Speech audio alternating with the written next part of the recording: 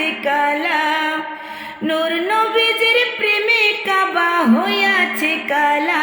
ইয়া মুহাম্মদ মুস্তাফা নবী চল্লিওয়ালা, ইয়া মুহাম্মদ মুস্তাফা নবী চল্লিওয়ালা। নূর নবীজির প্রেমে কাবা হইয়াছে কালা, ইয়া মুহাম্মদ মুস্তাফা নবী চল্লিওয়ালা, ইয়া মুহাম্মদ মুস্তাফা নবী চল্লিওয়ালা, ইয়া মুহাম্মদ মুস্তাফা নবী চল্লিওয়ালা। এই যে হিন্দু ধর্মাবলম্বী একজন আপু, আপনারা দেখতে পাচ্ছেন কি সুন্দরভাবে আমাদের নবীজি সাল্লাল্লাহু আলাইহি সাল্লাম নিয়ে একটা গজল তুলে ধরছেন। এই গজলটি আমার কাছে অত্যন্ত ভালো লাগছে, খুব সুন্দর কণ্ঠে, খুব ভালো লাগার মতো একটি গজল ভাই। আসলে এই আপুর মানে পেজে ঢুকে দেখলাম যে অনেক গজল করেন উনি, ইসলামিক অনেক গজল উনি তুলে ধরেন।